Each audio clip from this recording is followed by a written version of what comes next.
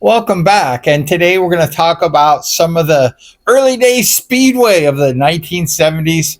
Some of my memories as a young Speedway rider, a 16-year-old, just a young punk racing Speedway against the legends. I remember it well.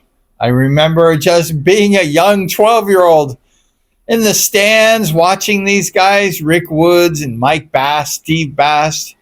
And when I turned 16, I start racing some of these guys.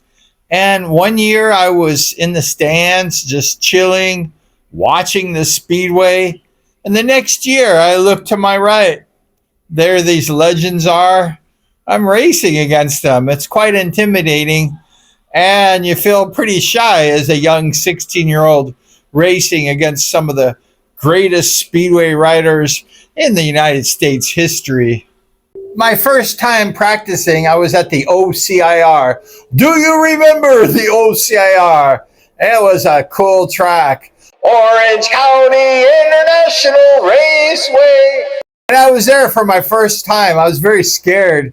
I had purchased a JAP Speedway bike from Danny Berserko Becker, number 22. And I practiced. I went on that track. I was scared to death. I was actually on a speedway track at the OCIR.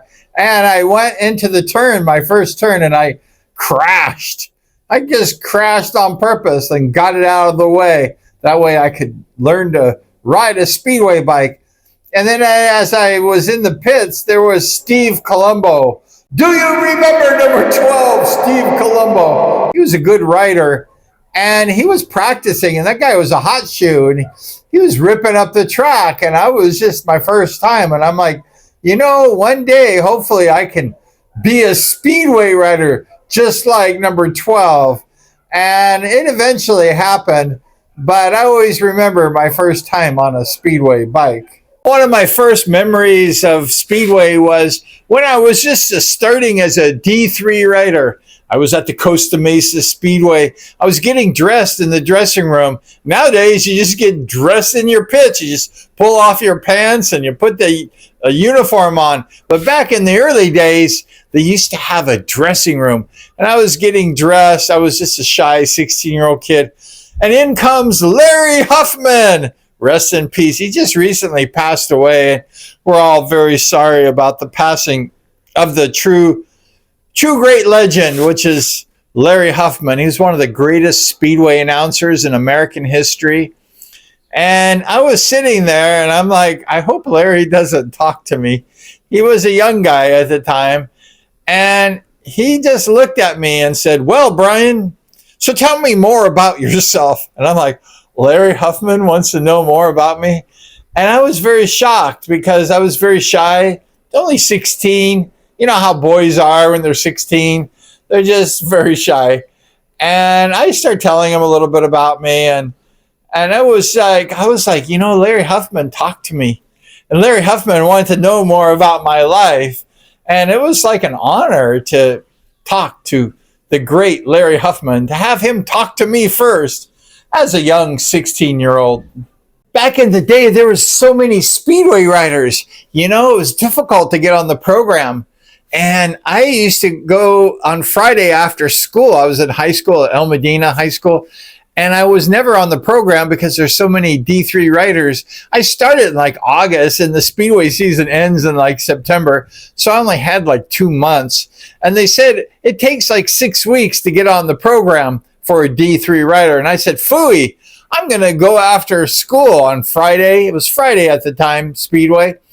And I used to just wait in line. I was like the first reserve, and I would always get on the program. One night I was on the program, and there was Tumbleweed, big old Tumbleweed Walton, and he was in my race. And I just went up to Tumbleweed before the race, and I said, Tumbleweed, don't crash me. If you crash me and land on me, I think I'm going to die. So please, Tumbleweed, don't crash me. And Tumbleweed always crashed like going in the first turn. Larry Huffman would scream up Tumbleweed's name and the audience would go crazy over Tumbleweed. He was an amazingly popular rider. And I always said to myself, one day I would love to be popular like Tumbleweed. And Tumbleweed, I don't think ever finished a race. Maybe he never won a race. I don't think so. But his popularity was through the roof, and everybody screamed when Tumbleweed Walton would hit the racetrack. He crashed all the time. And like I said, I wanted him to never run over me, because if he landed on me, I probably wouldn't be here today. I had no idea what was going on a speedway track. I had no gloves. I just knew I was on a speedway track racing in my first D3 days. And it was just wild. I had a 22-inch tire on the back of my speedway bike. For those of you that don't know, the 22-inch tire is reserved for those people that want lots of traction. And it's kind of hard to slide a 22-inch. But that's all I had. I didn't know there was other rims. I was just a green and speedway. And it was difficult for me to slide, and I worked really hard to slide. It was difficult, and I didn't really know how to ride that well. But it was exciting getting out there in the speedway track at Costa Mesa, the 70s, Larry Huffman, all those people in the stands cheering and wishing that you would fall. It was exciting times. It was good times. And I just had a good time. I was out there riding going, I hope I get well one day, and because it was just difficult for me. One day, towards the end of the season, this old man came up to me and said, Brian, I see potential in you. I was really that good. His name was Jerry Fairchild, the great Jerry Fairchild. He was one of the great early day mechanics for the Milne brothers and Lammy Lamoureux and all the early day greats.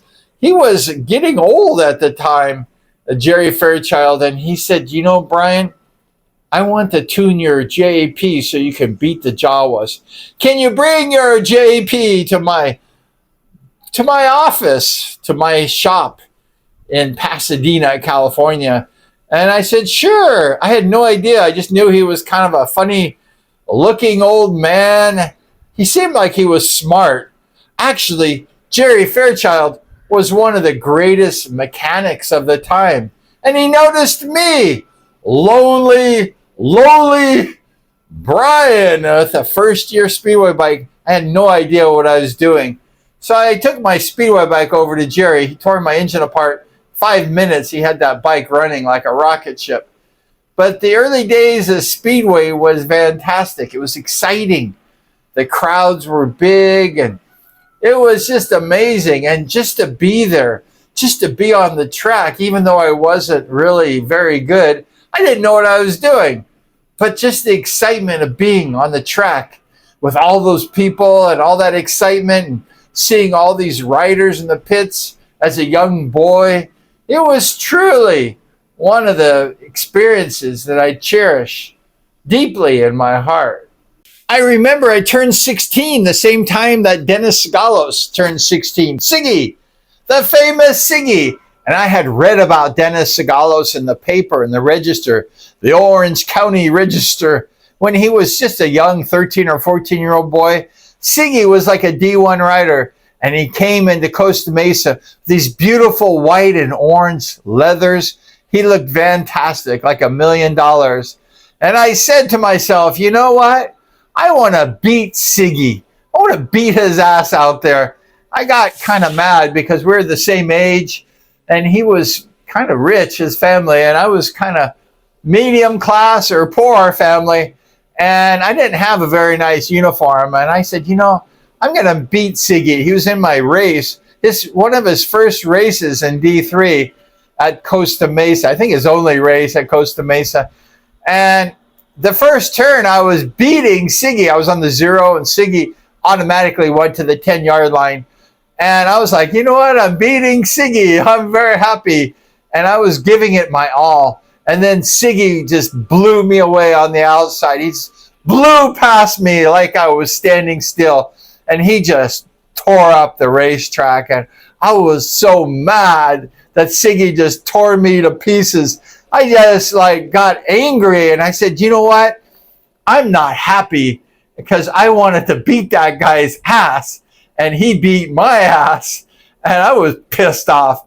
And I told Siggy about this story, and Siggy said, you know what? Good for you. You're a racer. You wanted to beat me, and you just had that heart, and you wanted to win. That's what a true racer is. Somebody who doesn't fear the next guy and wants to beat their ass.